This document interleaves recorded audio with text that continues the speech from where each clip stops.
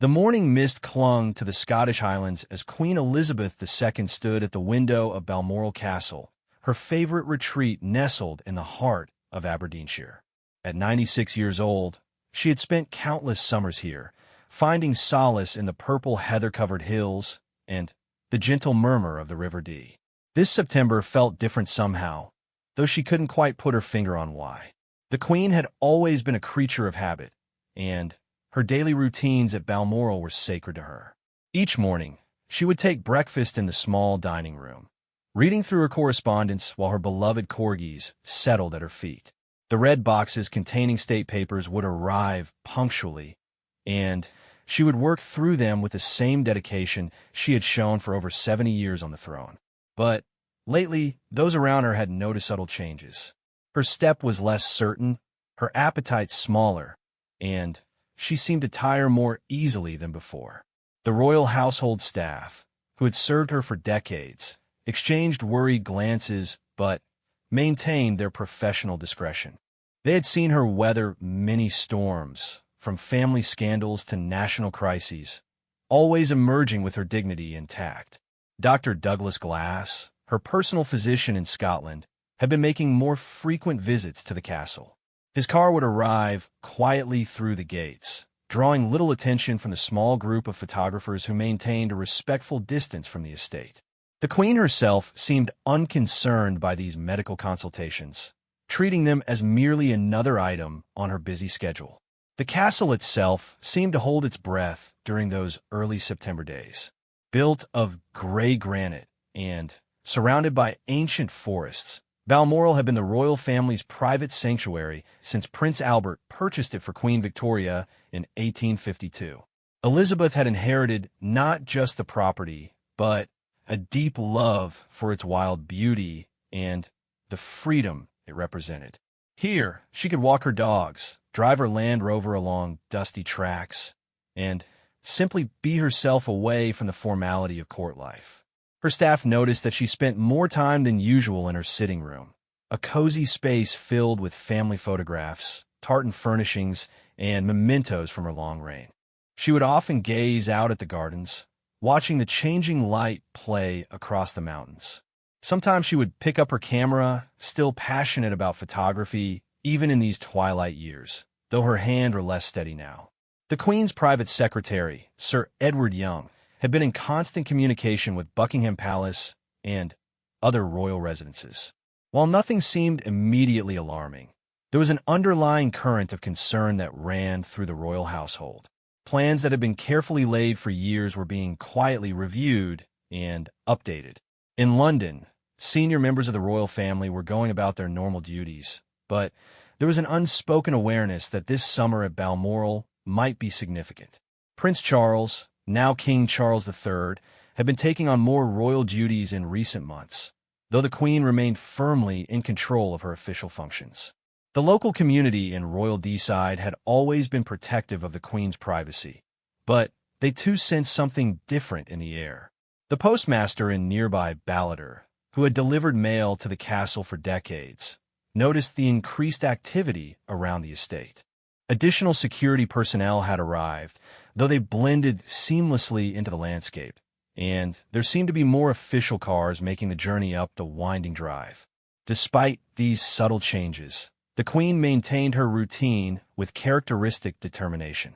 She continued to meet with her private secretary each morning, reviewing the red boxes that contained government papers requiring her attention. Her signature, though perhaps less firm than in previous years, still appeared on important documents. She was, after all, the head of state, and that duty had never wavered throughout her remarkable reign. The gardens at Balmoral were particularly beautiful that summer, with the late-blooming flowers creating a tapestry of color against the backdrop of the Cairngorms. The Queen had always taken great pleasure in these gardens, often walking among the roses and herbaceous borders that she and Prince Philip had lovingly tended together. His absence was keenly felt here, where they had shared so many happy summers together. As the days passed, the Queen's small circle of trusted staff maintained their vigilant care while respecting her fierce independence. Mrs. Angela Kelly, her dresser and closest confidant, ensured that she was comfortable and well-dressed for each day's activities. The kitchen staff prepared her favorite simple meals, knowing her preferences hadn't changed over the decades. The local minister from Crathie Kirk, where the Queen had worshipped for many summers, made several visits to Balmoral during this time. These weren't unusual, as she had always maintained a close relationship with the local church, but there seemed to be an added significance to these meetings. The Queen's faith had always been a source of strength, and she drew comfort from these spiritual conversations. In the stables, her ponies waited patiently for rides that were becoming less frequent. The Queen had always been an accomplished horsewoman, finding joy and freedom in riding across the Highland landscape. Though she could no longer mount a horse with her former ease, she still loved to visit the stables and connect with these animals that had brought her such happiness throughout her life. The evening light at Balmoral in early September was particularly magical, casting long shadows across the lawns and painting the castle walls in warm, golden hues. The Queen would often sit by the window during these twilight hours, perhaps reflecting on the remarkable journey that had brought her from a young princess who never expected to rule to becoming the longest reigning monarch in British history. Her corgis, ever faithful, remained close by her side.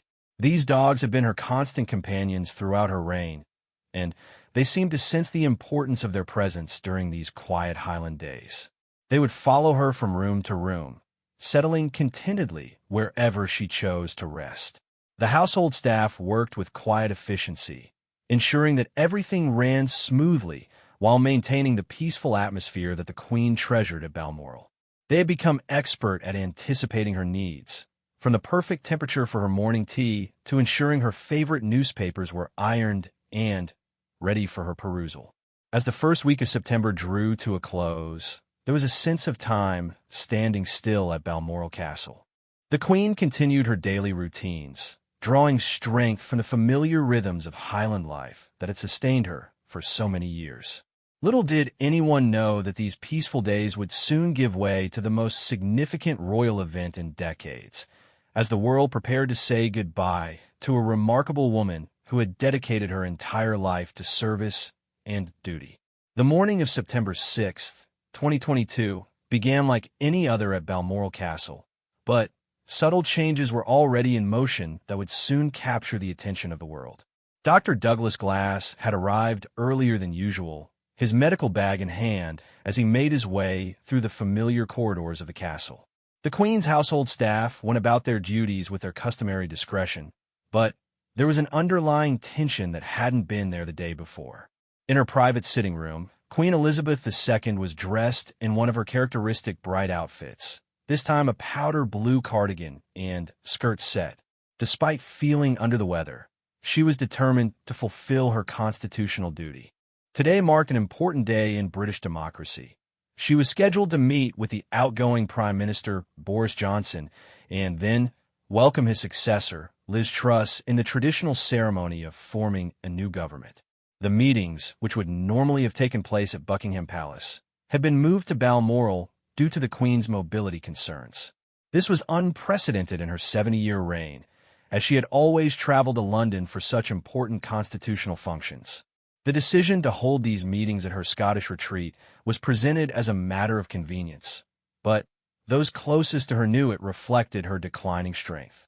Boris Johnson arrived first, traveling the considerable distance to the Scottish Highlands for what would be his final official meeting with the sovereign as Prime Minister. The Queen received him in the castle's drawing room, a comfortable space filled with family photographs and personal mementos. Despite her fatigue, she conducted the meeting with her usual professionalism and grace, discussing the transition of government with characteristic wisdom. The photographs taken during Johnson's visit would later become historically significant, as they showed the Queen standing and shaking hands with her outgoing Prime Minister. Her smile was genuine, though those who knew her well could detect a subtle weariness in her eyes.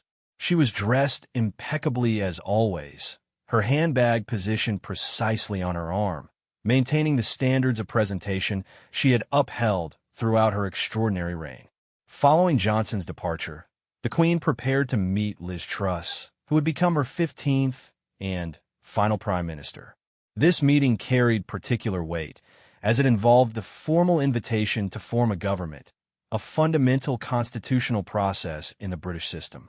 The Queen understood the historical importance of this moment, even as she struggled with her declining health.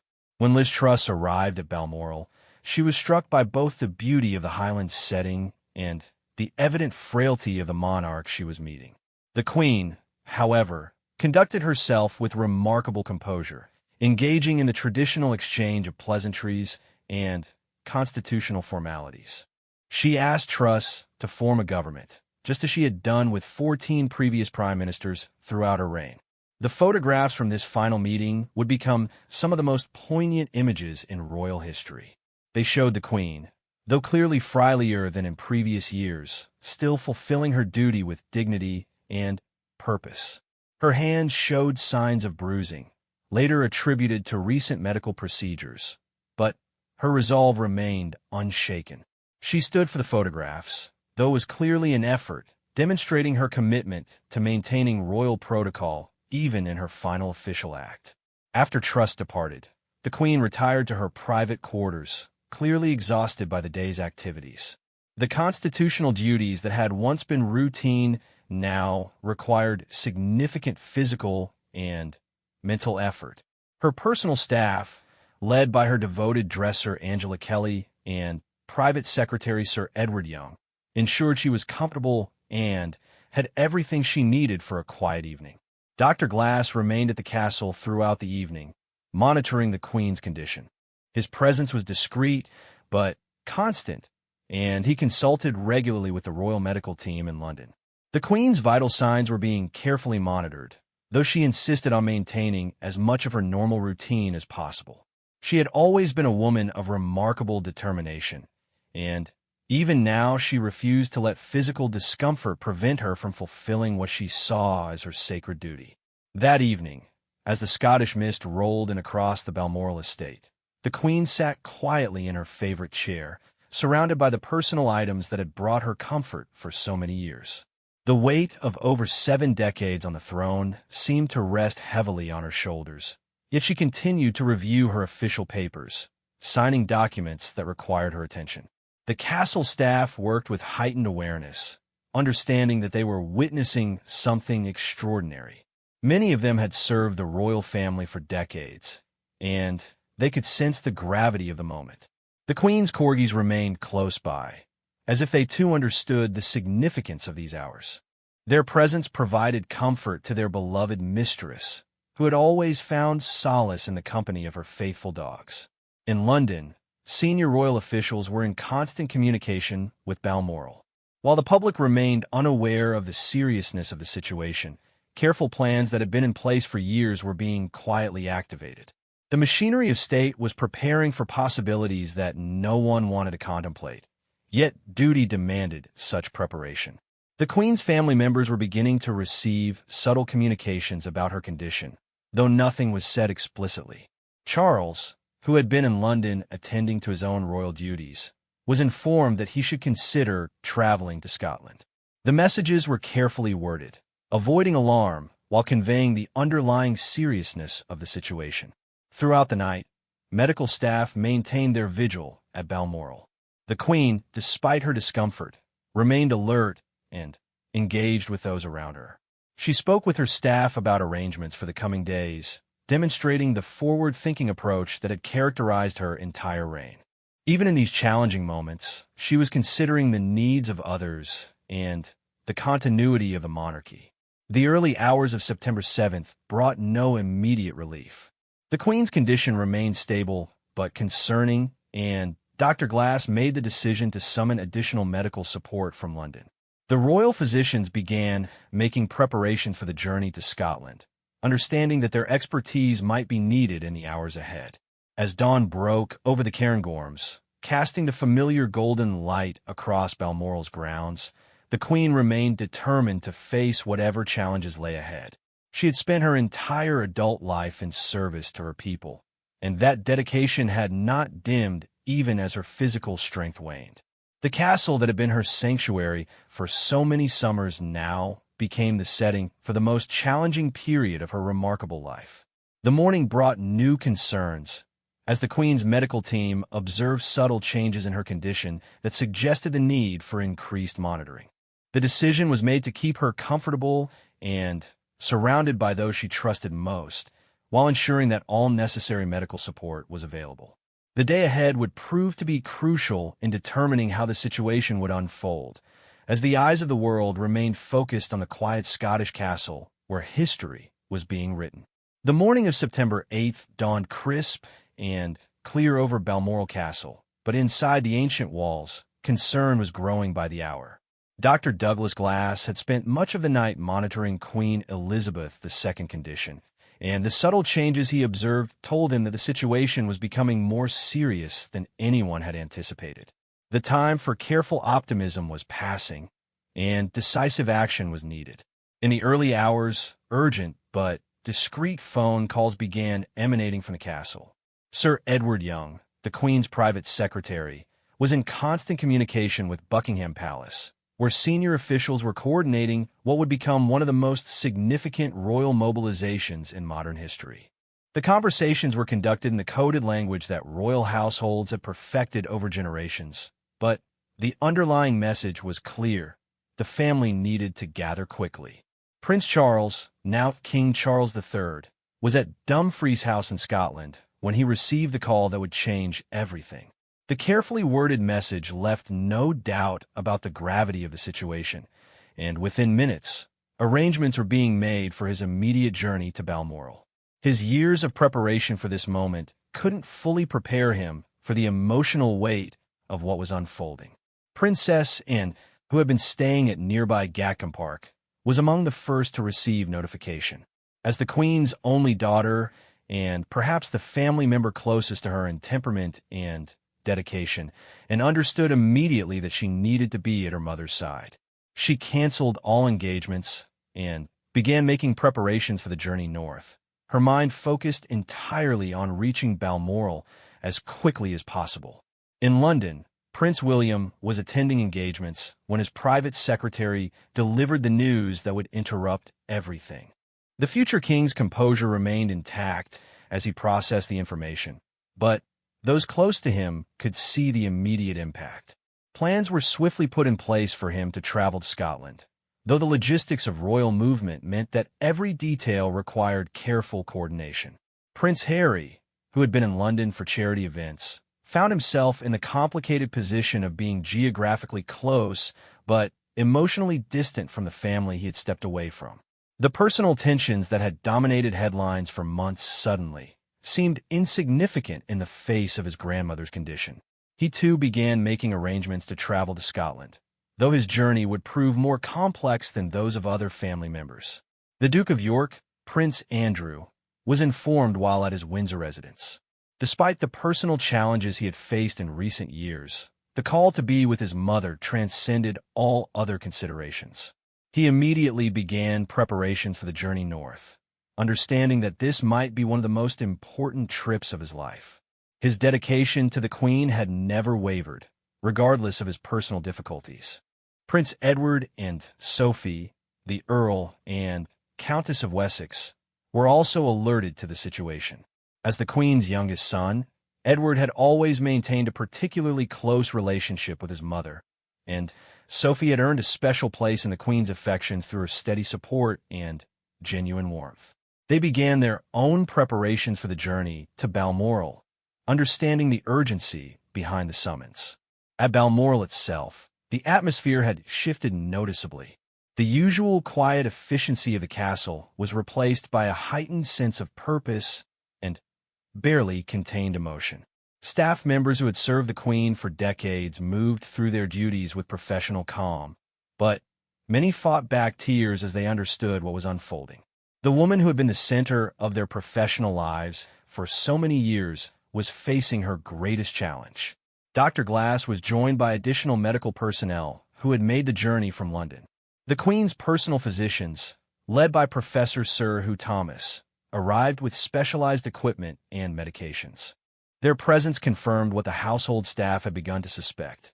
This was not a temporary setback, but something far more serious. The Queen herself remained remarkably composed throughout the morning, though her family and medical team could see that she was weakening.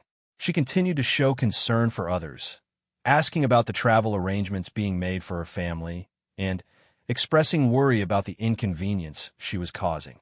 This selfless attitude, which had characterized her entire reign, persisted even in these most difficult moments. Princess Anne arrived first among the family members, her journey from southern England having been expedited by every means available. Her arrival at Balmoral brought visible relief to the Queen, who had always shared a special bond with her daughter. Anne's practical nature and no-nonsense approach to crisis management made her an invaluable presence during these crucial hours. King Charles arrived shortly afterward, the weight of impending kingship visible on his face as he entered the castle where he had spent so many happy childhood summers. His decades of preparation for this moment couldn't diminish the profound personal loss he was facing. The transition from heir to monarch was about to become reality in the most emotionally challenging circumstances possible. The logistics of moving other royal family members to Scotland were complicated by geography and security requirements. RAF aircraft were deployed to transport family members, while detailed coordination ensured that everyone could reach Balmoral as quickly as possible. The Royal Protection Officers worked seamlessly to facilitate these movements while maintaining appropriate security protocols. Throughout the day, the Queen's condition continued to decline gradually but noticeably. Her medical team worked tirelessly to keep her comfortable, while family members took turns sitting with her. The conversations during these precious hours remained private, but the love and respect between the Queen and her family was evident to all who witnessed these final gatherings. The media, meanwhile, began to sense that something significant was happening. The unusual movement of royal family members toward Scotland, combined with the cancellation of various engagements, suggested that this was more than a routine family gathering. News organizations began positioning themselves near Balmoral, though they maintained the respectful distance that had always characterized coverage of the Queen's private time in Scotland. As afternoon approached, more family members continued their journeys toward Balmoral. Prince William was traveling by air, while other family members made their way by various means of transport. The coordination required to bring everyone together safely and swiftly demonstrated the efficiency of the royal household's crisis management procedures, plans that had been refined over many years but never implemented under such emotional circumstances. Back at the castle, the Queen was surrounded by those closest to her. Her corgis remained nearby, sensing the gravity of the situation with the intuition that animals often possess. The familiar surroundings of her beloved Balmoral provided comfort during these challenging hours, as she remained in the place that had brought her the greatest peace throughout her long life. The medical team continued their careful monitoring, ensuring that the Queen remained as comfortable as possible. Their professional expertise combined with genuine affection for their patient, as many of them had cared for the royal family for years. The challenge they faced was unprecedented, caring for someone who was not just their patient, but a figure of global significance. As the day progressed, it became clear that this gathering of the royal family at Balmoral would be unlike any other. The urgency of the summons, combined with the Queen's declining condition, created an atmosphere of profound significance. History was being made in the quiet Scottish castle, as the longest-reigning monarch in British history faced her final challenge with the same dignity and grace that had defined her remarkable 70-year reign. The afternoon of September 8th brought an intensification of activity around Balmoral Castle as royal family members continued their urgent journeys to Scotland. The peaceful Highland retreat had been transformed into the focal point of one of the most significant moments in modern royal history, as the family raced to be at Queen Elizabeth II's side during what everyone now understood to be her final hours. Prince William had secured passage on an RAF aircraft, but the journey from London to Aberdeen was taking longer than anyone had hoped. Every minute seemed crucial now, and the delay caused by weather conditions and air traffic restrictions added to the mounting tension. He maintained constant communication with Balmoral through secure channels, receiving updates on his grandmother's condition while desperately hoping to reach her in time.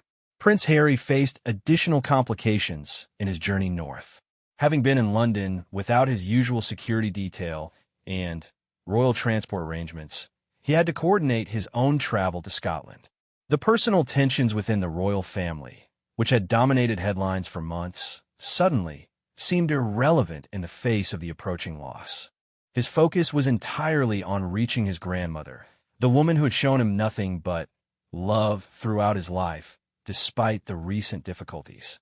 The Duke of York, Prince Andrew, had managed to secure a place on one of the aircraft heading north, his personal controversies forgotten in the urgency of the moment. His relationship with his mother had always been particularly close, and the thought of not being present during her final hours was unbearable.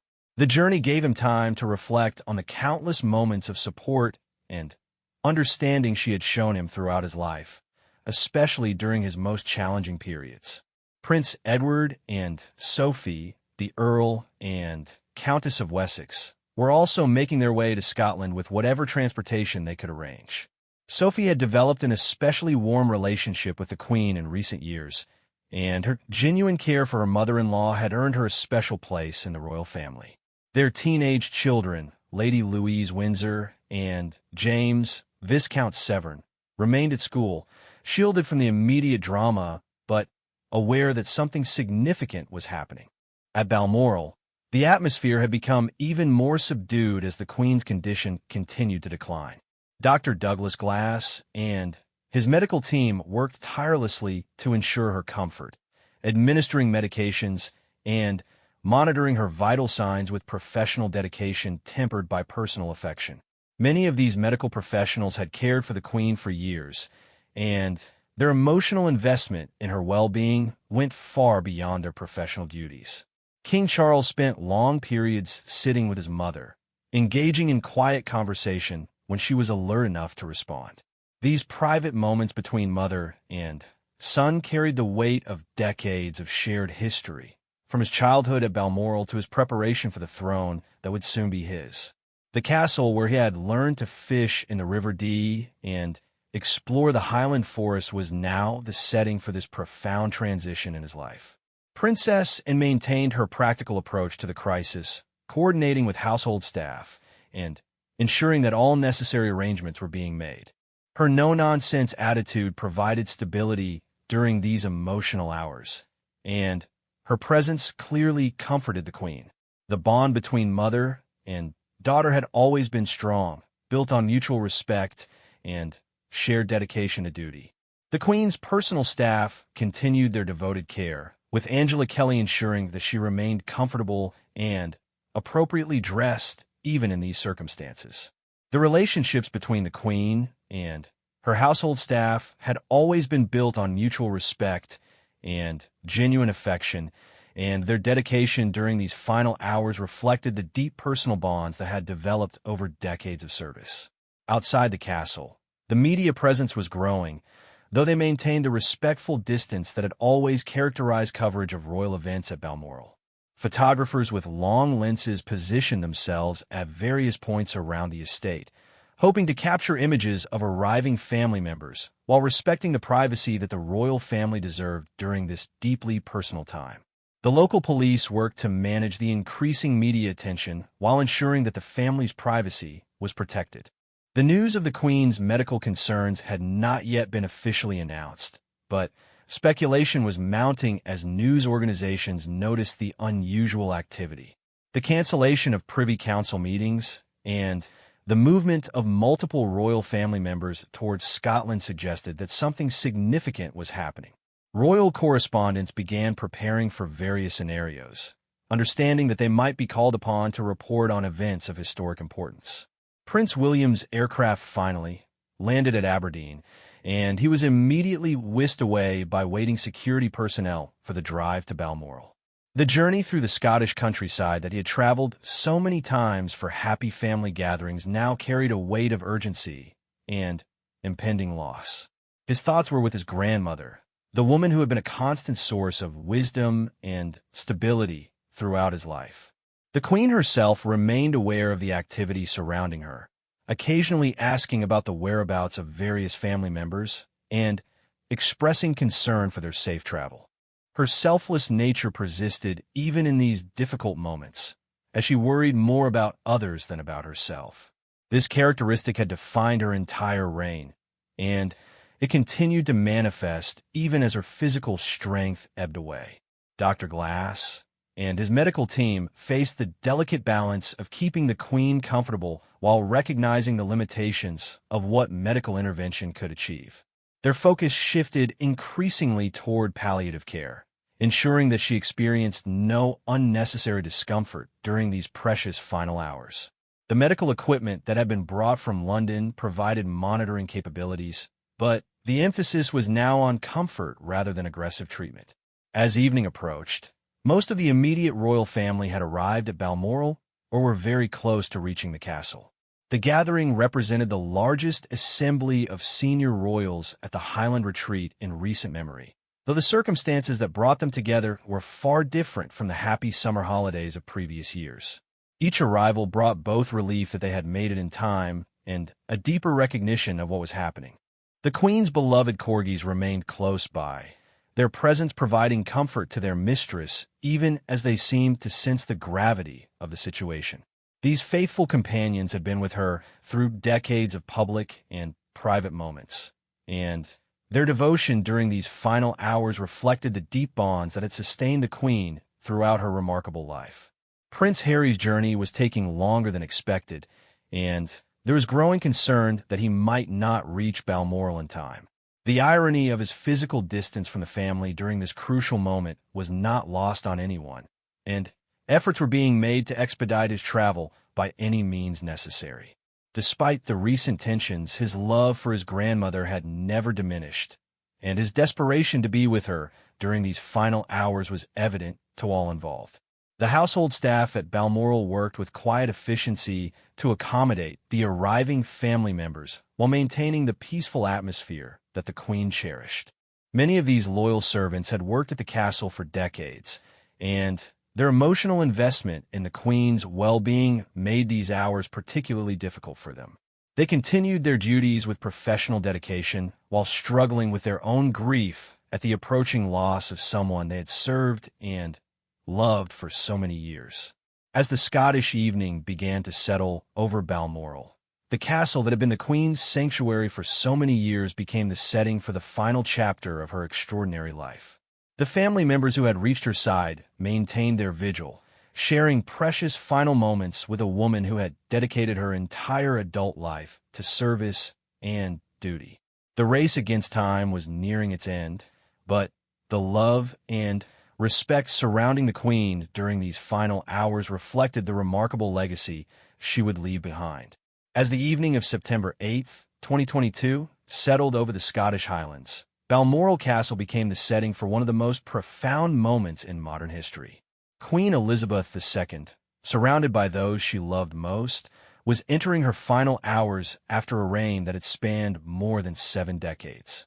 The woman who had dedicated her entire adult life to service and duty was approaching the end of her remarkable journey with the same dignity and grace that had defined her extraordinary reign. King Charles sat quietly beside his mother's bed, holding her hand as they shared what both understood would be their final conversations. The weight of impending kingship pressed upon him, but in these precious moments he was simply a son saying goodbye to his beloved mother. Their relationship had evolved over the decades, from the formal distance of his childhood to the collaborative partnership of recent years, and now to this most intimate of farewells. Princess Anne remained close by, her practical nature providing strength for the family during these emotional hours. The bond between mother and daughter had always been particularly strong, built on shared values of duty and service. Anne's presence brought visible comfort to the Queen, who had always admired her daughter's forthright approach to life and unwavering commitment to royal obligations. Dr.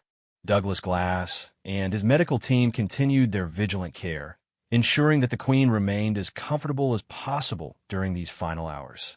Their professional expertise was combined with genuine affection for their patient, many of them having cared for the royal family for years. The focus had shifted entirely to palliative care, with pain management and comfort being the primary concerns rather than any attempts at aggressive medical intervention. Prince William had arrived at Balmoral and was able to spend precious time with his grandmother before her condition deteriorated further. Their relationship had been particularly close, with the Queen having taken a special interest in preparing him for his future role as king. The conversations they shared during these final hours remained private, but the love and respect between grandmother and grandson was evident to all who witnessed their final meetings. Prince Harry was still traveling to Scotland, his journey complicated by logistics and security arrangements. The knowledge that he might not reach his grandmother in time added another layer of tragedy to the unfolding events. His relationship with the Queen had remained strong despite the recent tensions within the royal family, and her love for him had never wavered regardless of the difficult decisions he had made about his royal role. The Queen's household staff continued their devoted service during these final hours, with many of them fighting back tears as they performed their duties. Angela Kelly, her loyal dresser and confidant, ensured that she was comfortable and appropriately cared for even in these most challenging circumstances. The relationships between the Queen and her staff had always been built on mutual respect and genuine affection, transcending the formal boundaries of their professional roles.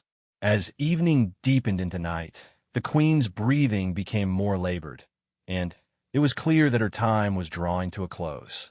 The medical team monitored her vital signs carefully while ensuring that she experienced no discomfort. Her family members took turns sitting with her, sharing final words of love and gratitude for a life that had been dedicated entirely to others. The Queen's beloved corgis seemed to sense what was happening, remaining close to her bed with the intuitive understanding that animals often possess in such moments. These faithful companions had been with her through countless public and private moments, and their presence during her final hours provided a connection to the simple joys that had sustained her throughout her long life. Dr. Glass made the difficult decision to inform Buckingham Palace that the end was approaching. The carefully worded communications that followed would soon result in the most significant announcement in British royal history, as the longest reigning monarch in the nation's history prepared to take her final breath. The machinery of state that had been quietly preparing for this moment was now activated with solemn efficiency.